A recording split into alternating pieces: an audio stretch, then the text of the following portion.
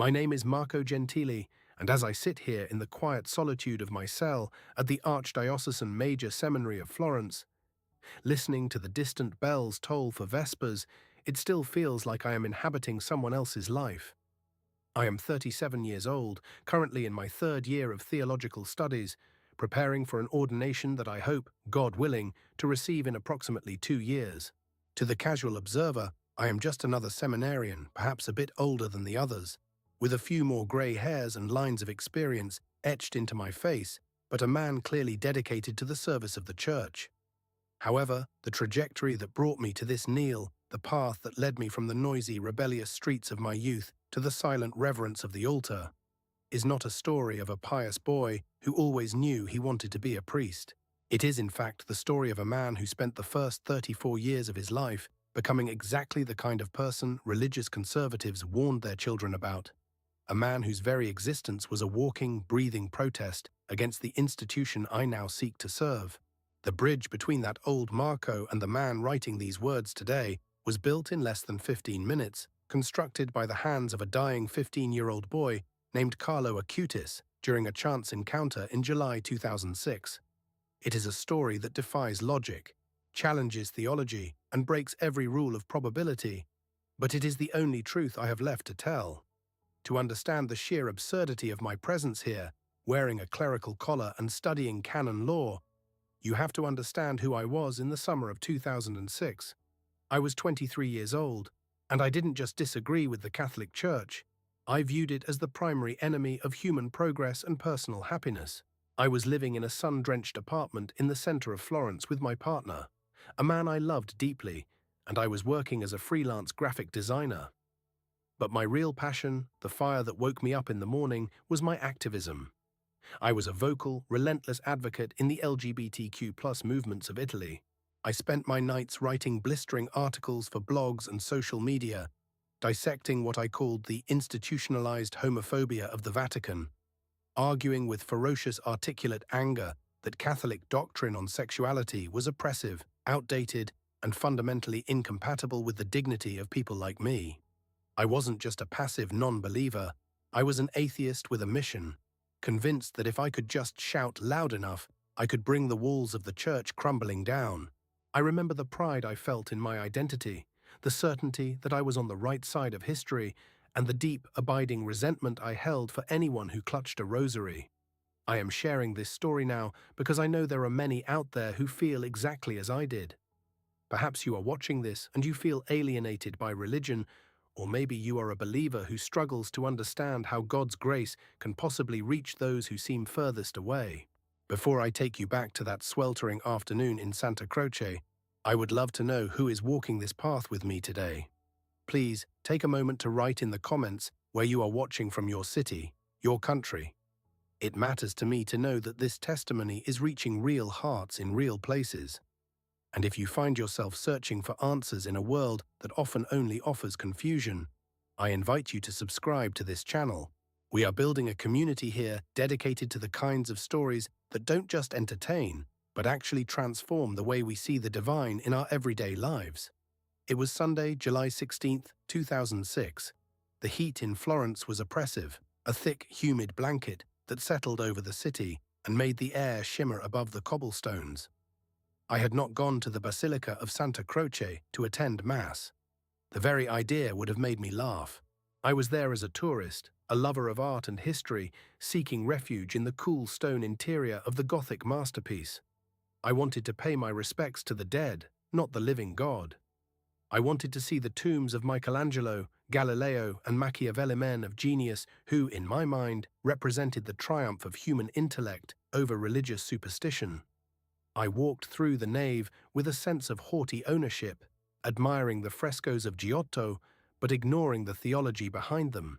I was wearing a t-shirt I had bought at the Pride Parade the month before, emblazoned with a bright, unmistakable rainbow flag and a slogan that left no room for ambiguity regarding my politics or my sexual orientation. I wore it like armor. I wore it like a weapon. After about 30 minutes of wandering, my feet began to ache, so I decided to sit down on one of the back benches near the entrance. I sat there, stretching my legs, watching the faithful come and go, I noticed almost immediately the effect I was having.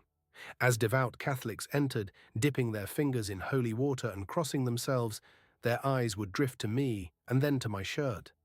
I saw the tightening of jaws, the slight narrowing of eyes, the expressions that ranged from barely concealed disapproval to open, hostile discomfort. I watched a middle-aged couple, clearly heading toward the back rows for a quiet prayer, spot me and abruptly change course, moving 3 rows ahead to ensure they didn't have to sit near the sinner. This behavior didn't hurt my feelings. On the contrary, it fueled me.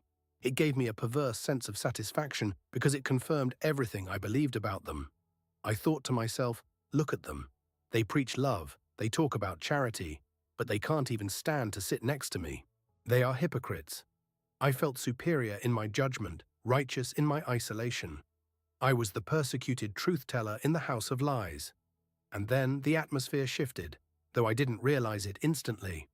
A young boy entered the basilica, accompanied by a woman who looked like his mother. He couldn't have been more than 15. What struck me first was not his piety, but his physical state. He was extremely pale, his skin possessing a translucence that spoke of hospitals and sterile rooms, and he was alarmingly thin, his clothes hanging loosely on his frame. Yet he moved with a strange, vibrant energy. He wore a polo shirt and jeans, unremarkable in every way, except for the way he carried himself. He walked to the front, knelt with his mother, and prayed briefly. I watched them with detached curiosity, cataloguing them as just another pair of devotees. But when the boy stood up, he didn't leave. He turned around and scanned the vast, dimly lit space of the basilica. He wasn't looking at the architecture, he was looking at the people. And then his eyes locked onto me. I remember the sensation of that gaze. It wasn't judgmental, it wasn't curious, it was intentional. He said something to his mother, who nodded and stepped back, and then he began to walk down the central nave, straight toward the back bench where I was sitting. I assumed he was heading for the exit, or perhaps to a confessional booth located behind me. I leaned back, crossing my arms over my chest, ready to ignore him as he passed. But he didn't pass. He walked right up to my bench. There was plenty of space, the basilica was vast, and the bench was long, but he didn't sit at the far end, leaving the polite buffer of distance that strangers usually maintain. He sat directly next to me, close. Maybe 30 centimeters of empty air separated his shoulder from mine. The intrusion was so sudden, so blatant, that I stiffened. I looked around, expecting him to realize his mistake and slide away. But he just settled in, comfortable and calm, as if he had been waiting all day for this specific seat next to this specific person. "Ciao," he said. His voice was youthful but surprisingly deep, and he spoke Italian with a distinct Milanese accent. He turned his head to look at me, and I saw a smile that didn't seem to match the sickness written on his pallid face. "My name is Carlo Acutis." I stared at him, caught off guard. I was used to confrontation or avoidance, not this casual, cheerful intimacy.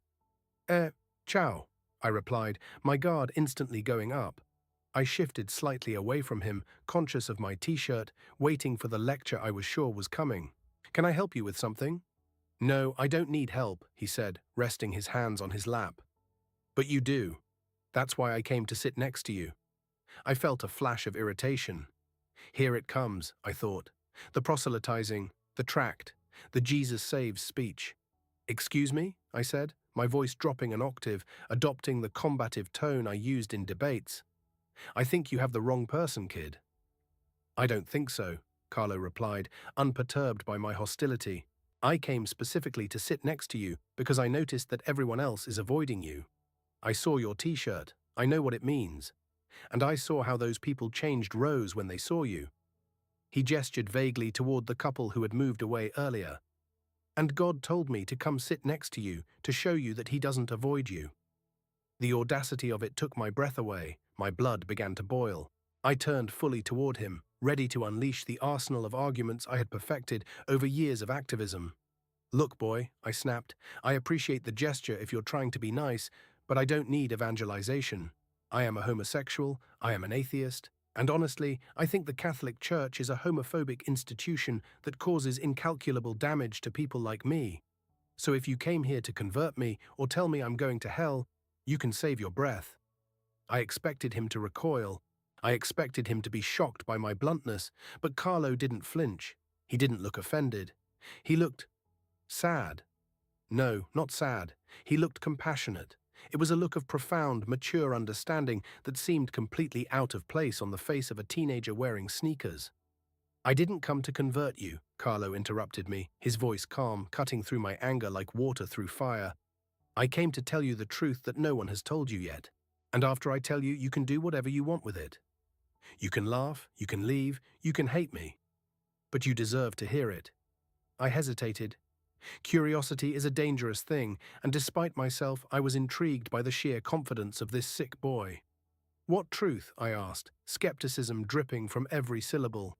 "The truth about what God actually thinks of you," he said, "not what homophobic Catholics have made you feel God thinks, but what God really thinks." Carlo shifted on the bench to face me more directly.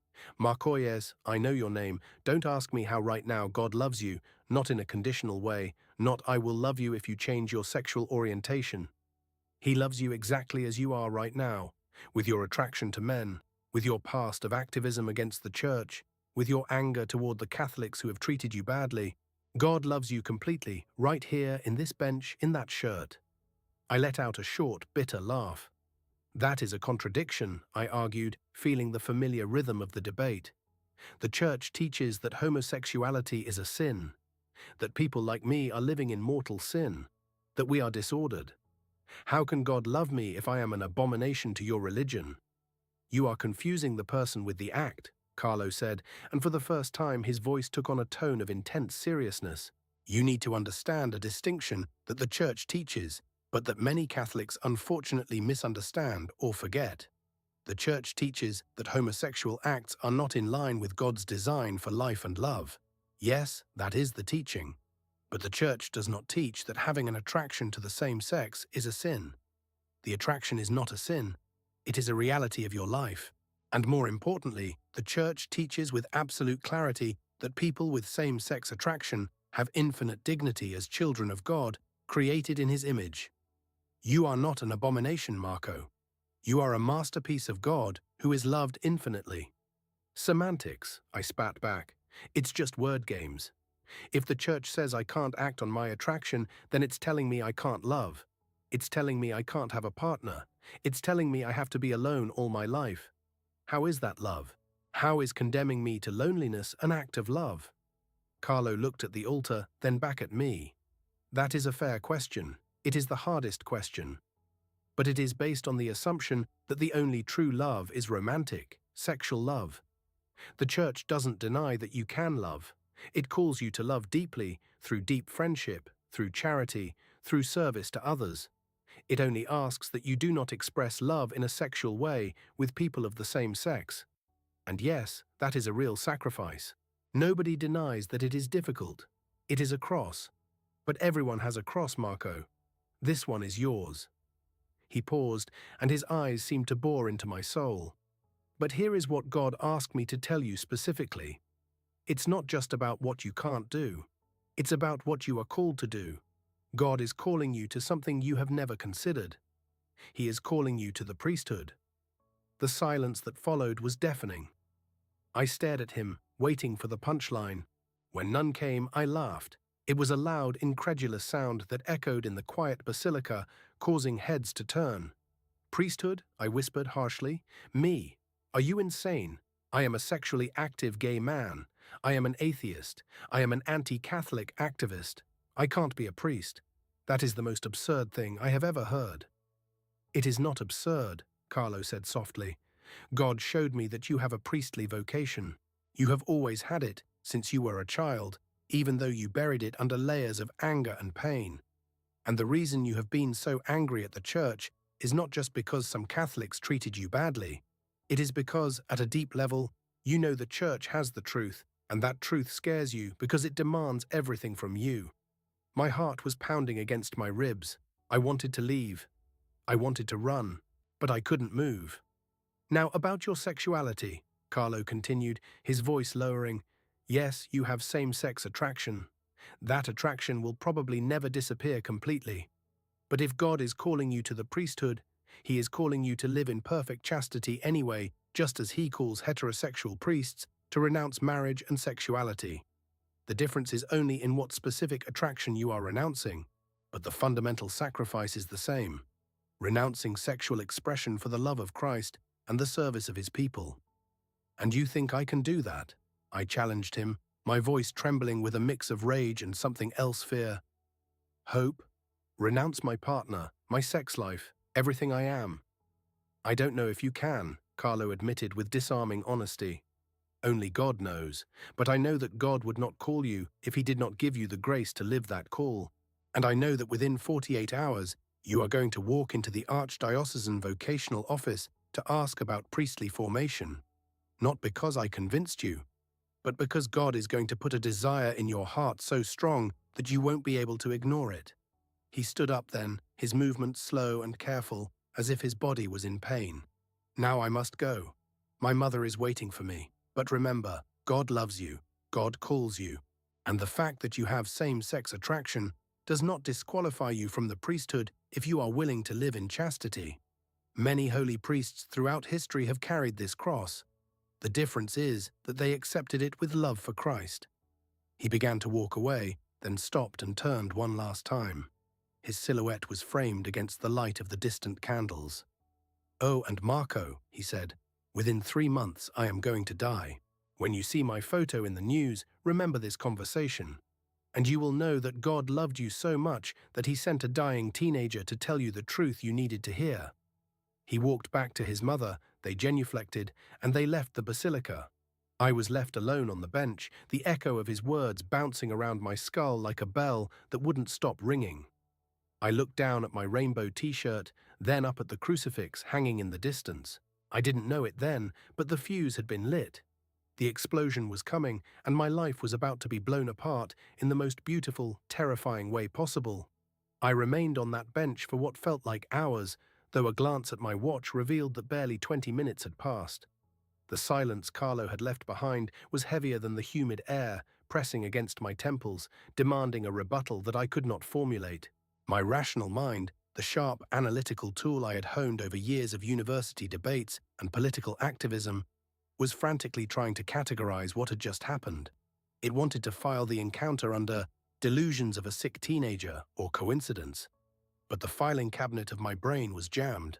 The specificity of his words, the uncanny knowledge of my name, and that piercing, uncomfortably accurate diagnosis of my hidden childhood aspirations, it was all too precise to be dismissed as the ramblings of a stranger. I looked down at my hands, resting on my knees, and realized they were trembling. I stood up abruptly, desperate to shake off the lingering sensation of his presence, and marched toward the exit, my heavy boots striking the stone floor with a defiance I no longer felt. Stepping out of the basilica was like walking into a blast furnace. The mid-July sun of Florence hit me with physical force, blindingly bright and suffocatingly hot. The noise of the piazza tourists chattering, street vendors hawking watercolors, the distant wail of a siren assaulted my ears, a chaotic contrast to the cool, tomb-like stillness I had just fled. I began to walk home, navigating the winding medieval streets on autopilot. Usually, I walked these streets with a sense of ownership, my head held high, daring anyone to challenge the slogan on my chest. Today, however, I felt like an imposter in my own skin. I caught my reflection in the window of a gelateria and stopped. The rainbow flag on my chest, usually a source of immense pride, suddenly felt like a costume. Not because I was ashamed of who I was, but because Carlo's words had suggested that who I was, or who I thought I was merely a fraction of a much larger, more terrifying picture. "You have a priestly vocation." The phrase echoed in my mind, ridiculous and persistent, like a song stuck on repeat. When I unlocked the door to the apartment I shared with Andrea, the air conditioning offered a welcome reprieve. Andrea was in the living room, sketching on his drafting table. He looked up as I entered, his handsome face lighting up with a smile that usually anchored me. He was a good man, kind and patient, a landscape architect who tolerated my political rants with the grace of a saint. Seeing him now, surrounded by our shared life, the books, the art, the domestic comfort we had built against the world, I felt a sudden sharp pang of impending loss. It was an irrational fear, I told myself. I wasn't going to leave him. I wasn't going to become a priest. That was madness. Yet, as he asked me how my afternoon was, I found myself unable to meet his eyes. It was fine, I lied, walking past him to the kitchen to pour a glass of water. Just walked around Santa Croce. Too many tourists. I drank the water in one long gulp, staring at the sink. I couldn't tell him.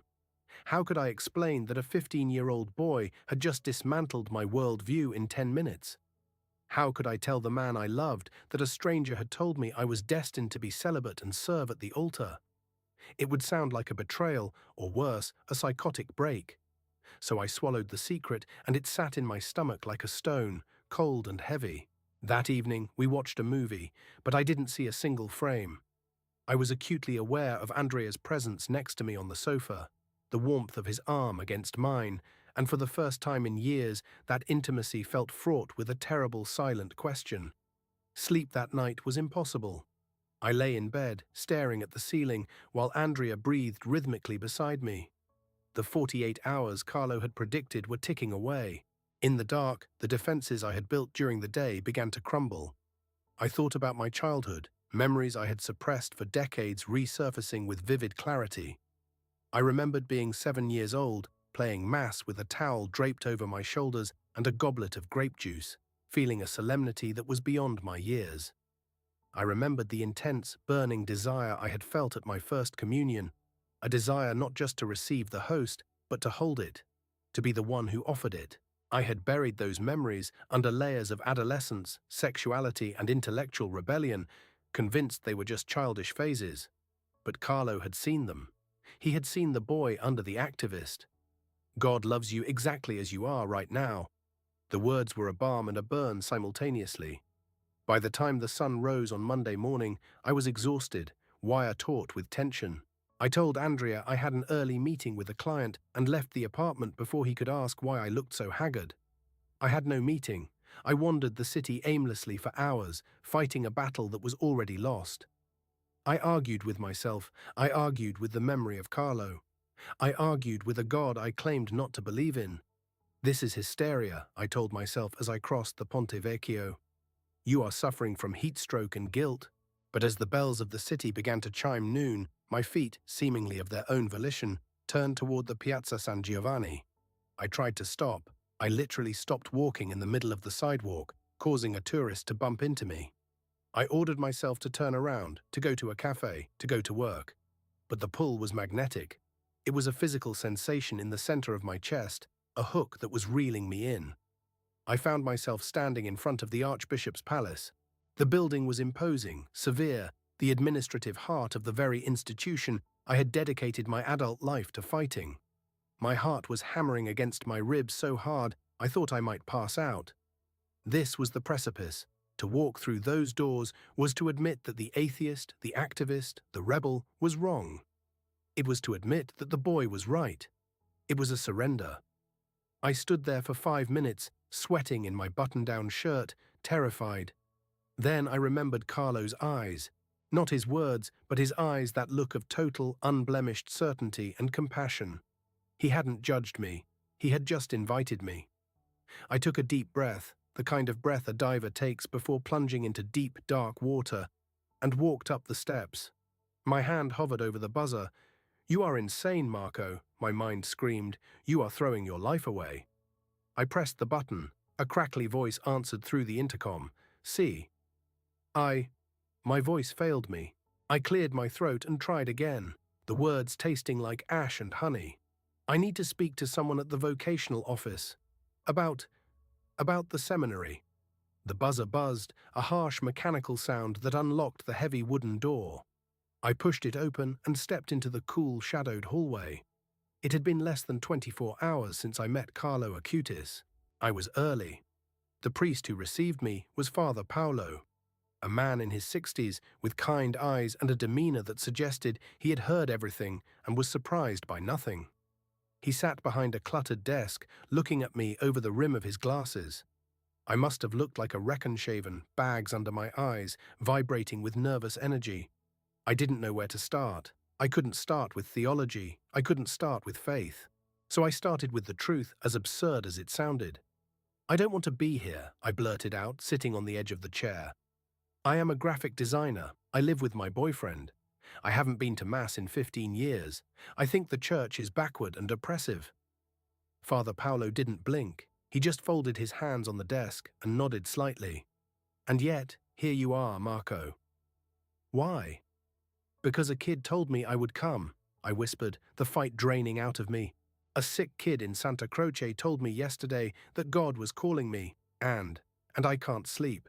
I can't think. I feel like I'm being hunted. I feel like if I don't ask you how to become a priest, I will die. Not physically, but inside." Father Paolo leaned back, a small, knowing smile touching his lips. He didn't reach for a Bible. He didn't scold me for my lifestyle or my hostility. He simply opened a drawer and pulled out a plain folder. "God often shouts the loudest when we have our fingers in our ears," he said softly. "And sometimes he uses the most unlikely messengers. Tell me about this boy." I told him everything. I poured it all out: the anger, the pride, the confusion, the encounter with Carlo, the strange prophecy about his death.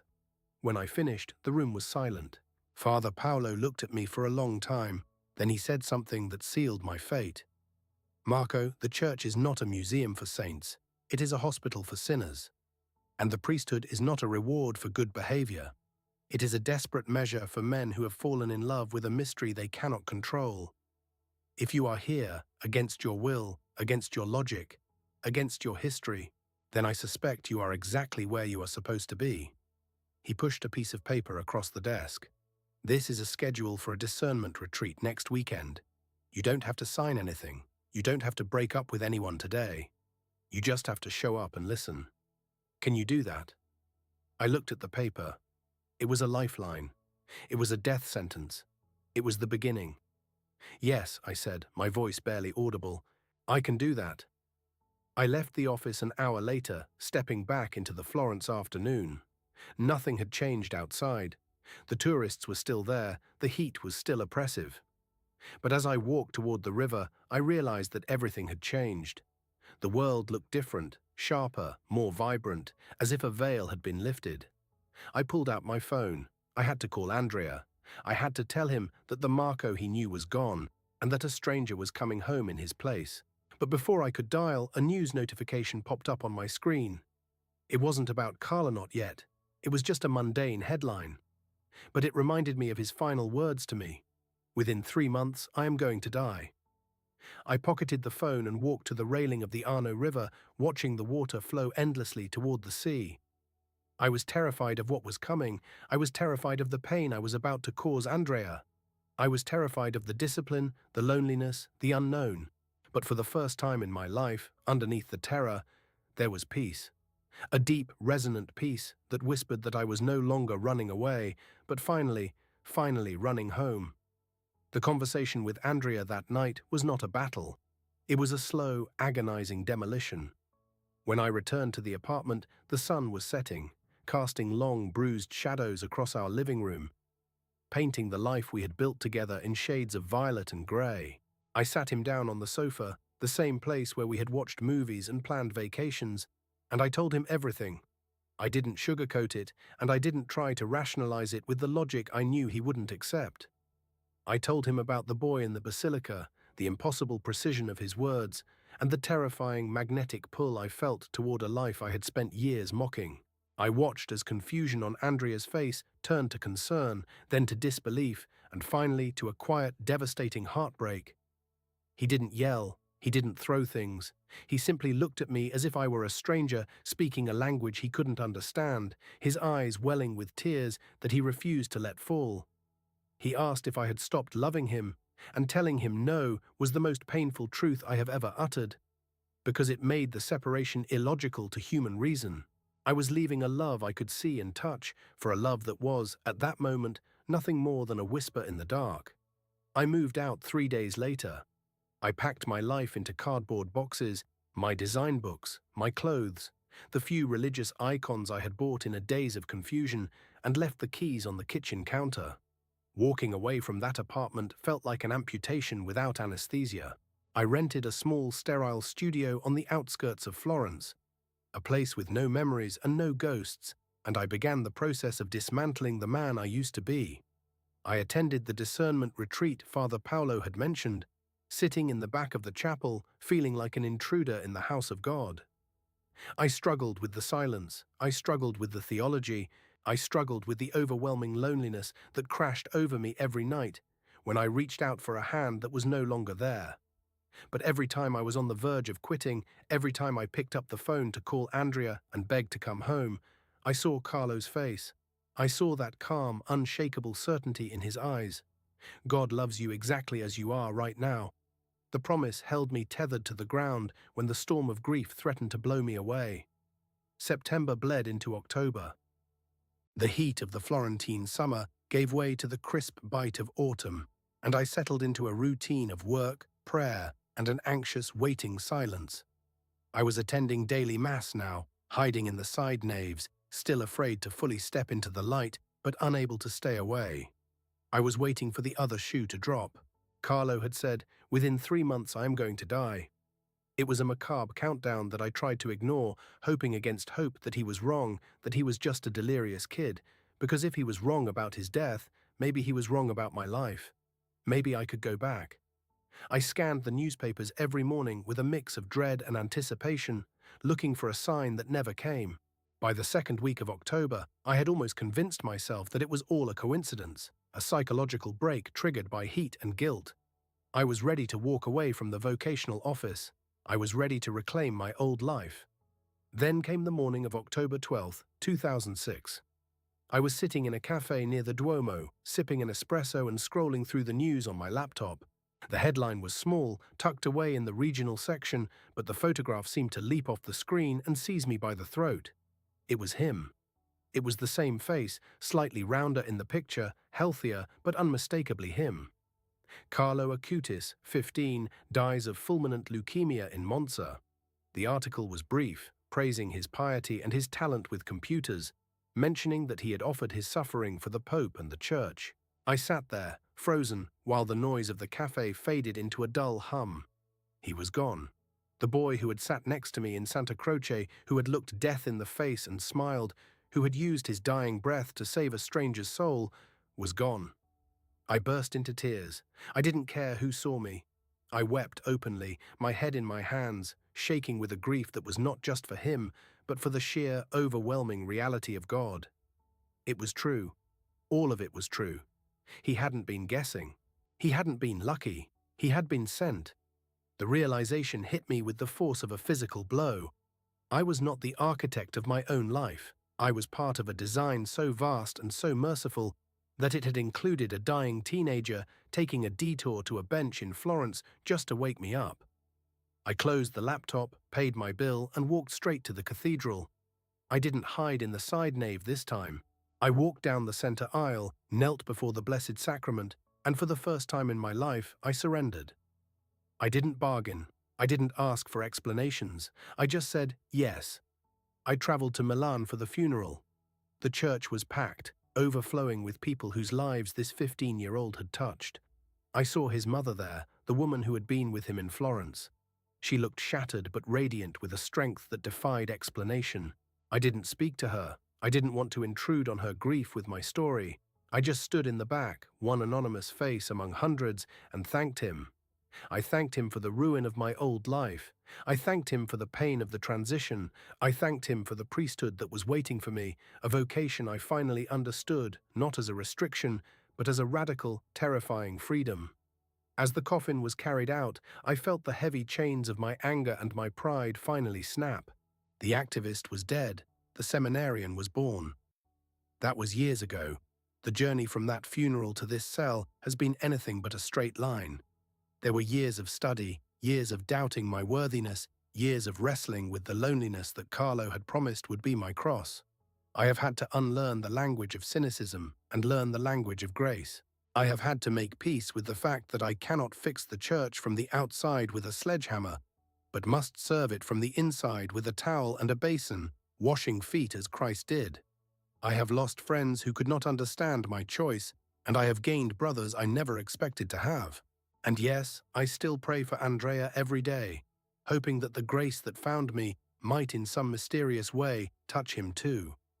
So here I am, Marco Gentili, a man who once wore his rebellion like armor, now wearing a collar like a yoke.